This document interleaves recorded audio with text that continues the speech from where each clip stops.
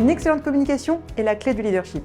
Ça permet de garder la motivation des équipes, de développer leur confiance, de gérer les éventuels conflits, de partager sa vision ou encore de gérer son image. Et un leader efficace sait comment faire passer des messages.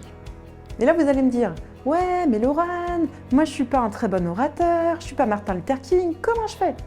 Rassurez-vous, le conseil que je peux vous donner et que Louis XIV pourrait vous donner, c'est qu'il existe plein de manières de communiquer, par la parole, mais pas que. Est-ce qu'il y a des timides dans la salle?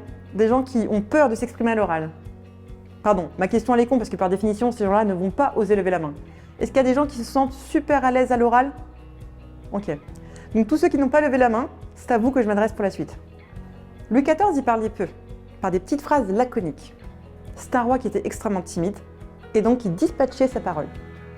Et un jour il s'est dit en fait, bon voilà, je suis timide, je n'aime pas m'exprimer à l'oral, mais c'est pas grave, je suis un roi taiseux, c'est ok. Et donc il a développé d'autres compétences pour faire passer ses messages. Il travaillait beaucoup son image et utilisait des messages visuels. Il utilisait par exemple l'art, la mode, l'architecture. Je vais m'expliquer. Louis XIV y raffolait des métaphores et des allégories. Par exemple, ici nous sommes au bassin de Latone, dans les jardins du château de Versailles. Le bassin il est consacré au mythe de Latone. Latone c'est la mère d'Apollon et de Diane. Apollon symbolisant Louis XIV. Dans ce mythe, Latone, qui symbolise donc la mère de Louis XIV, rencontre des paysans de Lycie qui la maltraitent, elle et ses 2 enfants. Il s'agit d'un épisode des Métamorphoses d'Ovide. Et Latone condamne les paysans qui l'avaient outragé à être changés en grenouilles. Ça évoque directement un épisode de l'histoire de France qui s'appelle la Fronde, quand Louis XIV était trop petit pour gérer son trône, où les nobles et les princes ont voulu lui ravir le trône, et durant lequel il a dû fuir de nuit le Louvre avec sa mère et son petit frère. Là, le message il est très clair. Essayez encore de vous en prendre à ma famille quand je suis vulnérable, et vous en payerez le prix fort.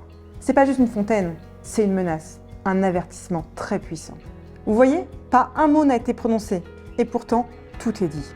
Voici un très bon exemple de communication non verbale. On m'a demandé pourquoi Diane, le petit frère de Louis XIV, était représenté en fille. Eh bien parce qu'à l'époque, quand il y avait 2 héritiers mâles, souvent ce qu'on faisait, c'est que le deuxième était dévirilisé. C'est comme ça qu'on disait, c'est-à-dire qu'on l'éduquait comme une petite fille pour ne pas qu'il ravisse le trône de son frère. Et donc Philippe, le petit frère de Louis XIV, est toujours habillé en fille et est représenté en Diane, c'est-à-dire en femme. Je vais vous donner un autre exemple. Est-ce que vous savez comment surnommer Louis XIV? Le roi soleil. Tout commence par sa devise, au-dessus du reste des hommes, qui fait directement référence à l'astre solaire. Ensuite, le fonctionnement de la cour de Versailles, où tout est organisé comme si Louis XIV était le soleil au centre de tout, et autour de lui gravitent les planètes.